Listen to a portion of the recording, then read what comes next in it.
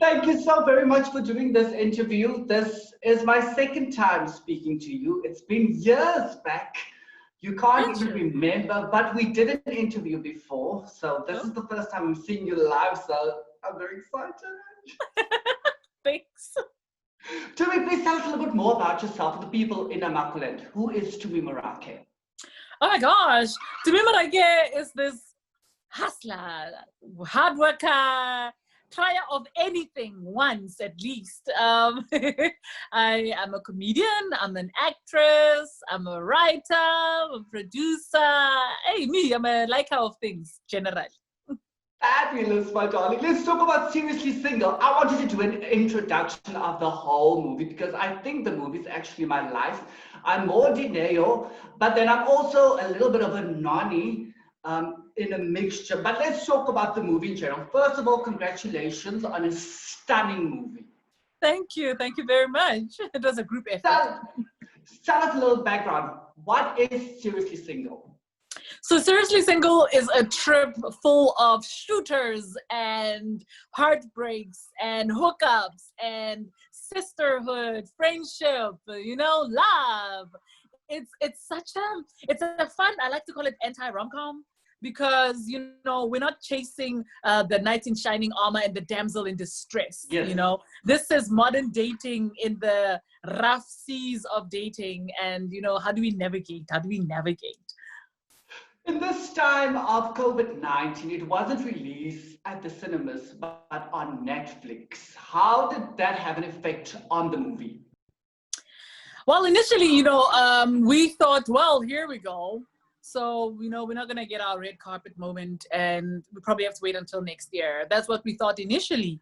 And then there came this lifeline of Netflix saying, oh, not only will we release your film, let's take it to the world. Let's not wait. You know, and this was such a blessing. I'm glad that this is how it ended up being. It's like the stars were aligned and the universe was like, no. This gem cannot just be enjoyed in South Africa. This gem belongs to the world. And so Netflix jumped in, and then 190 countries later, you know, we are hearing so much love from so many people around the world in so many languages. Like, friendship, this has been a geography lesson for me. There are countries I didn't even know existed that have sent messages. I'm like, it's a country. And then you Google it, you go, oh my gosh, it's an actual place. It's insane. It's definitely, it's one of the best movies for 2020 I have watched. The production, everything. But I'd like to know from your side, which is your favorite part in the movie? Definitely the clubbing scene. I had so much fun in that. You know, Fuli and I got to play. We called that day our off day because we literally started playing from morning until we knocked off. You know, just act drunk, talk nonsense, have a good time, dance. It was ridiculous. And we got to play so much with the extras in that as well. Because, you know, in a film, generally when there's extras around you, they're supposed to belong to the world and have nothing to do with you.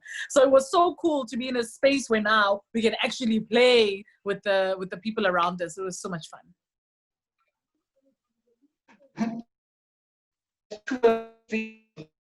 Upside down, boop, boop, boop at the bar. That was so much fun. How did you do that?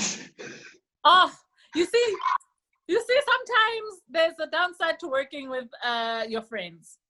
So the producer / director of the film, who also played a DJ in that scene, Rutabile, saw me twerking upside down in Paris a few years ago. See, that's my peak. When I do that, that's when I know I've had enough to drink. We're going home after this. So we were in Paris in a club, and she recorded me doing this thing. And then as soon as I got the role, she sent me that video, and she said, "You're doing this in the film."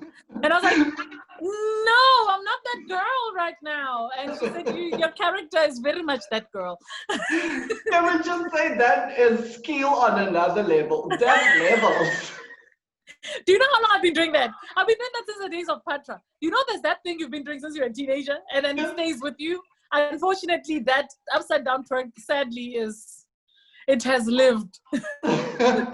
Tumi, your advice for artists in the entertainment industry in this time of COVID-19, how is it affecting you guys? as artists, what impact does it have on the industry, and what advice would you give for them to tell them, hold on, there is a light at the end of this tunnel? Yeah, this is the time to come together. You know, as an artist, I think we tend to think our lives are so lonely and you're going through this by yourself. And this is the time for the community to really come together. There are artists who are doing better than others, who need to lift others up. And I'm speaking for us, for people like me. But also, it's a time for everyone to step out of their comfort zone and to think. You know, a lot of us were doing things automatically, like I'm automatically just going to auditions, hopefully something will catch. I'm automatically just learning an accent when I need to go for the audition. Now is the time you're going, I have nothing but time on my hands. How am I upskilling? Am I doing an online writing course? Am I getting an accent coach, or am I going onto YouTube for free accent lessons? Am I, you know, what am I doing with my time? And I think that's what's been important here. For me especially, like, you know, for a long time I've been preaching that as artists, it doesn't matter how big you think you are, you always make sure you're saving at least 3 months of salary. And this COVID has taken us beyond that 3 months of salary. So I've also had to go and start thinking outside the box about how I'm going to make a living. And the important thing for me has been like, how am I investing in myself? You know, I'm going to use my last $500 to buy a bottle of booze on the black market, or am I going to use my $500 to invest in some equipment secondhand that I can use at home? So it's really been a time to consider how much do you value you and your craft. And this is a very long answer to a very simple question, but really this is the time for artists to really consider how much they value their craft and what it does for them.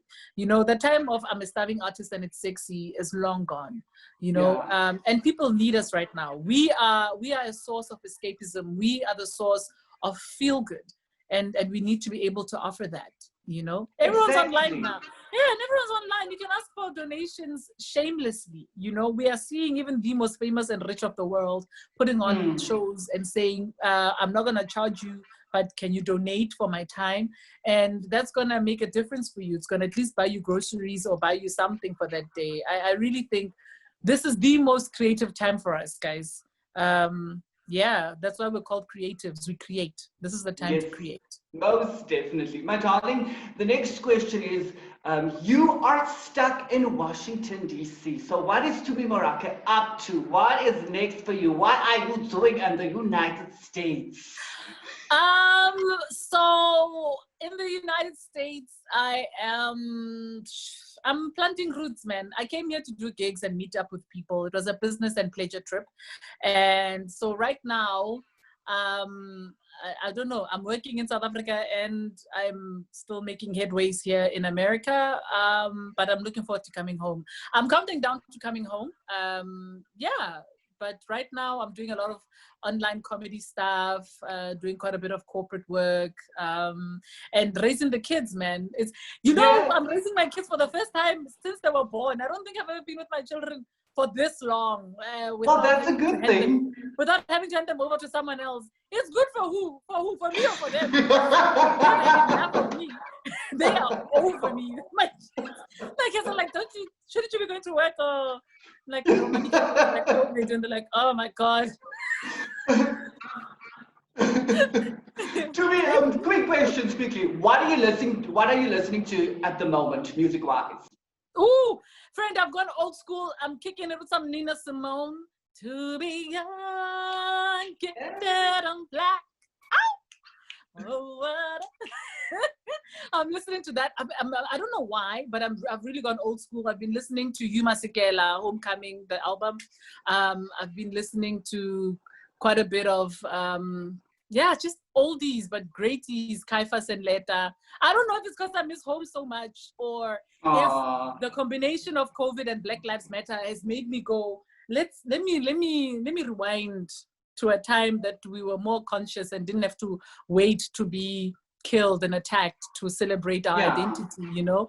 And also because it just reminds me of being a kid. Like, you know what's been great about COVID, friend, is the kind of stuff that's available out there, the kind of literature that the kids are going through, the kind of stuff the kids are watching, and the kind of conversations we get to have with them.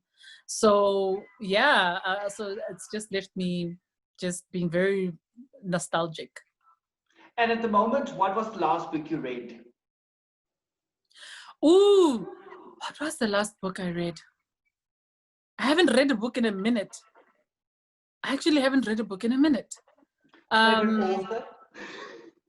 Yo, Kaya Dlanga is hilarious, and he's not even a prolific writer where I can say all of his books, but I enjoy Kaya Dlanga for his humor. I enjoy Dr. T's book as well, because I feel like women and sexuality, usually when they talk about sexuality, it's always about health. So it's nice when we're reminded to enjoy our bodies and tying it into our mental health and happiness. And again, in the old school thing, actually the last thing I read, I remember now, it was a Stephen King novel, because again, it takes me back to my teen years. I've always loved reading horror. Here's a strange thing about me. I will read horror, but I can't watch it. I'd rather read the books. I can't watch the films. I can't. It's uncomfortable. I can't with that level of fear. I can't. But read. Because I'm taking my own demons. But isn't a book like more in depth? So how can you read it? Your imagination and everything. I'm creating my own ghosts and my own danger so I can control it. On TV, I'm inside somebody else's head and how they saw this thing. And sometimes it's too much. Sometimes I'm like, whoever wrote this must go get help. They must go and see a therapist. I get you. My darling, last but not least, you had successes in the industry. You had failures in the industry. Messages for youth of Namaqualand, specifically coming from small parts in South Africa. They're not in the city where there's lots of opportunities. So they're trying to make it big as well. What advice would you have for the youngsters of Namaqualand? Namaqualand is your DNA. It is the thing that is your USP. It's your unique selling point. When you leave a small town and you jump into the big city, don't pretend to be big city, and don't make yourself small because your town is small. The town is small, not you, not your history, and not your talent. You go out there and you sell that. You put Namaqualand on the map. Because I know what that's like. Queen. Yes, friend. It's the very thing that makes people, you have grit, you have that thing. So you have to go there with that thing of me. I'm an Namaqualand original. You don't go. You can't arrive there and be like, so Ahmed, Xmas from Namaqualand, and no, you own it. Like, you have the privilege of being in the presence of. And watch what that's going to do. I've arrived. Here I am. Yes. My darling, I would like to thank you so very, very much for taking time. There's so many big movies out there, and you send messages, and you please request interviews and everything, and people never come back to you. I would like to say thank you so very, very, very much for taking time to do this interview. Thank you. It means the world to me.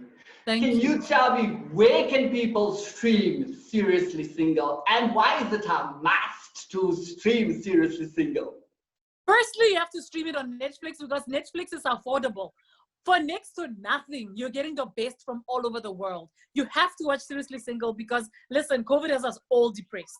Let us at least have a good time, have a good laugh, have a good vibe, and remember your besties. If you want a time that you're gonna enjoy and remember and reminisce on the best of friendship, watch Seriously Single. I totally agree with you. That is a besties movie. If you want to watch a movie about true friendship, sticking together, it's a must. Tumi, where can your fans get a hold of you? Give me all your social media handles.